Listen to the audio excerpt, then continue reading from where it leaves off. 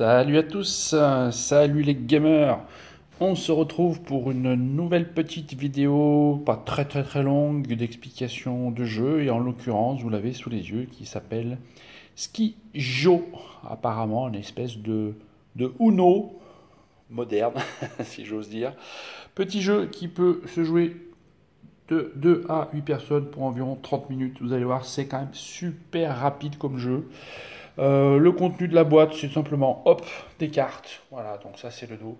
Des cartes avec des chiffres qui sont compris entre -2 et 12 pour les chiffres. Une petite règle du jeu, voilà. Un petit bloc de score, tout simplement. Alors là, j'ai fait une petite mise en place, on va dire individuelle, oui. Hop, c'est pas compliqué. 4 par 3, chacun fait ça jusqu'à 8 joueurs, mais c'est 12 cartes devant lui, face cachée. Et ensuite une petite pioche. Et pour le démarrage, on va retourner une carte. Il y a toujours une carte face visible. Le but du jeu, c'est de faire le moins de points possible, un petit peu comme le Uno, il fallait plus de cartes, là il faut faire le moins de points possible. Alors il y a plusieurs possibilités, soit vous allez jusqu'à un certain chiffre, la règle nous dit que c'est celui qui arrive à 100 qui met fin à la partie, et puis on regarde celui qui a le moins de points. On peut jouer aussi sur un nombre de manches, enfin là c'est super libre, hein, vous pouvez faire un petit peu comme vous voulez, au feeling. Voilà pour la mise en place et pour le jeu. À chaque tour, qu'est-ce qu'on fait? Alors là, la formule consacrée, c'est pas compliqué, mais là, c'est vraiment très simple. À mon tour, j'ai deux solutions. Soit je pioche la carte face visible, soit je récupère une carte face cachée. Voilà, donc je prends une carte, soit là, soit là. Ça, c'est le principe. Une fois que je récupère, par exemple, cette carte, je la prends et je vais décider de ce que je fais de cette carte-là. Soit elle m'intéresse, soit elle ne m'intéresse pas. Si elle ne m'intéresse pas, pof, je peux la remettre ici sur la défausse. Si maintenant, par exemple, c'est une petite valeur et elle m'intéresse vachement, je vais tout simplement la poser ici en remplacement d'une carte. Voilà, donc je peux faire un exemple. Alors j'ai oublié, oui, je suis parti trop vite, moi, avec la mise en place. Hein. Chaque personne doit retourner 2 cartes, effectivement, au début de la partie. Voilà, et c'est celui qui a le score le plus grand qui commence. Voilà, donc le tour de jeu, je disais, hop, je pioche une carte, hop, on regarde, je chope un 0, donc ça vaut super le coup. Donc je ne vais sûrement pas la mettre à la défausse, donc je vais pouvoir la mettre là. Alors là, j'ai le choix. Soit je peux remplacer une des cartes que j'ai moi, face cachée, et à ce moment-là je pose celle-là et celle-ci va venir à la défausse. Ou alors je peux décider, par exemple là je vois que j'ai un 4, c'est pas un gros chiffre, mais je pourrais décider de poser le 0 par exemple, et je vais mettre le 4 à la défausse. D'accord? Voilà.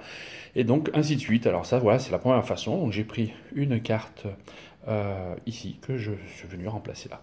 Je peux prendre aussi, pourquoi pas, la carte qui est là, parce qu'elle m'intéresse, ça serait 4. Hein, voilà. Mais je peux aussi, par exemple, hop, faire ça. Et la mettre ici à la place. Et c'est celle-ci qui va partir dans la défausse. Donc voilà, c'est un petit peu au petit bonheur la chance. Voilà, là-dessus. Et enfin, la dernière action, je vous dis, je peux prendre cette carte, et puis si elle ne m'intéresse pas, oui, c'est un gros chiffre, ça ne m'intéresse pas, à ce moment-là, pof, je la pose là. Par contre, il y a une contrepartie, je dois retourner une de mes cartes qui n'est pas visible, par exemple, celle-ci. Ça va fonctionner comme ça. Il faut la mettre dans le bon sens, ce sera beaucoup plus simple pour vous. Voilà, donc ça c'est les 3 choses qu'on peut faire. Voilà, je peux piocher et puis je viens directement là, et à ce moment-là, je dois retourner une carte face cachée de mon jeu. Soit je récupère la carte là et je remplace une de mes cartes, soit visible, soit non visible, et elle part dans la défausse. Je peux aussi récupérer de la défausse et faire la même chose ici.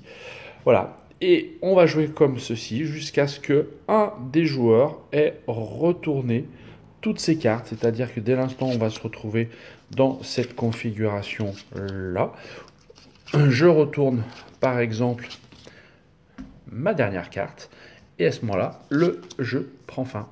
Et quand le jeu prend fin, on va faire le décompte. On a aussi un autre petit intérêt dans le jeu, dans certains cas, c'est d'essayer tout simplement de faire des colonnes avec les mêmes chiffres. Ça aussi, ça a un gros intérêt. L'intérêt, c'est que tout simplement, dès que vous faites une colonne avec 3 chiffres identiques, la colonne est évacuée, ce qui veut dire que quand on va faire le décompte, comme ici à la fin, eh ben, on ne va pas le comptabiliser, donc c'est quand même un sacré avantage, surtout si vous avez des 11, des 10, des gros chiffres hein, dans le principe. Donc voilà, on additionne tout ça, on regarde celui qui a fait le moins de points, enfin on note les points pour tout le monde. Autre petite particularité, celui qui met fin à la partie, il doit avoir le plus petit score. S'il n'arrive pas à avoir le plus petit score, le score qu'il fait est multiplié par 2. Donc finir le premier, bah, c'est bien gentil, mais il faut être sûr de ne pas avoir trop de points, parce que sinon, bah, ça double la mise, et c'est pas très sympathique là-dessus. Donc voilà, pour ce petit jeu très sympathique qui s'appelle Ski Joe. Voilà, nous on a fait une ou deux parties, ou alors on les a fait à deux parce que bah, confinement oblige. On se rend pas bien compte, je pense qu'il y a beaucoup plus d'interaction quand on est nombreux. Je pense que ça va être assez rigolo aussi, et c'est quand même super stratégique. Voilà, donc effectivement avec un design un peu peut-être loin, mais de là ou non, avec des cartes voilà, de couleurs pour les retrouver, les rouges étant les plus grands, les vertes les plus petits, et vous avez même des cartes négatives, donc c'est aussi peut être très intéressant hein, dans certains cas.